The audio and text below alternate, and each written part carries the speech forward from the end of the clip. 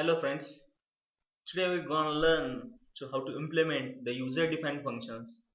You know that all the functions which are predefined in the library, but some of the in campus or some examinations they will ask to you return your own functions. This is I'm telling to you that strlen function which counts the length of the strings. Whatever will be the length, it will return to you to your main functions. So I will show you how to write that functions. Here already I have created some codes to save the times your and also mine. Here is a firstly I have declared header files.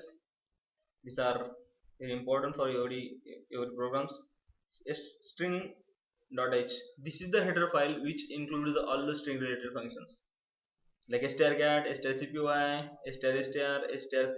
These are the functions which are included inside string.header files.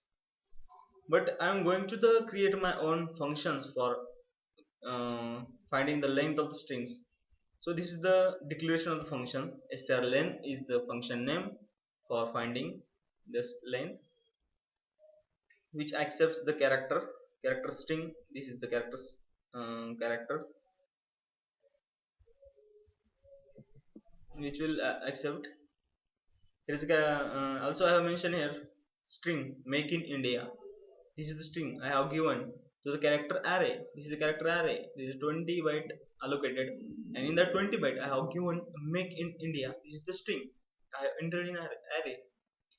You all also know that when you can give a string, there is also null character is automatically added to at last by the compiler. This is important for us to stop. We have to stop the string compiler knows by using that null characters. So in the function always you know that you have to call for our user defined function. This is our user defined function. We have to call it, call from main. This is the call, and then compiler directly jumps to that function. Here is the definition of that strlen function.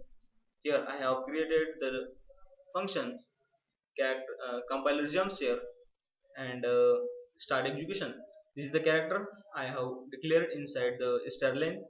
Whatever we the sended from the main, this is the array inside the main. This is sended to that functions.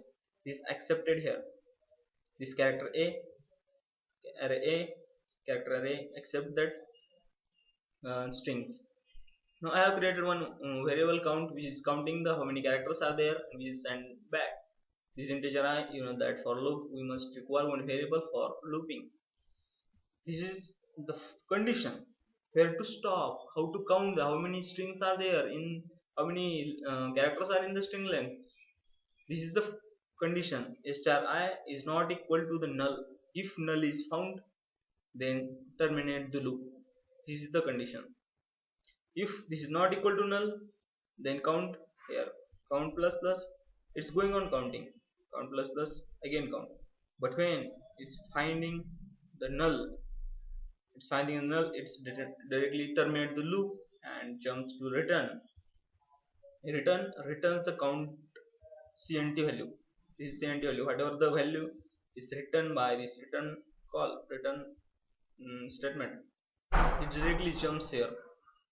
This is the calling function, then comes here. Its return cnt value is taken inside a. This is the integer variable. This is our string length stored inside a. Now I'm going to print a. This is our string length. Whatever we printed by this is our string length.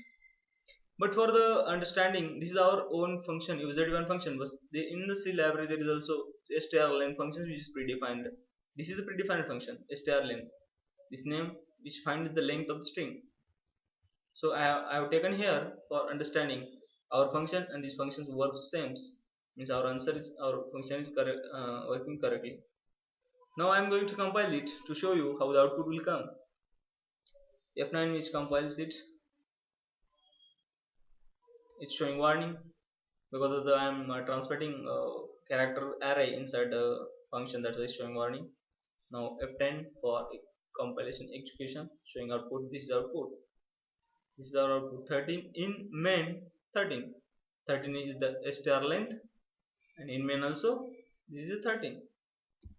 in main, see here, in main this is 13. In main is also printed is by predefined function, and this is a by our own defined function. We have declared it. This is the user defined functions. Thanks for watching.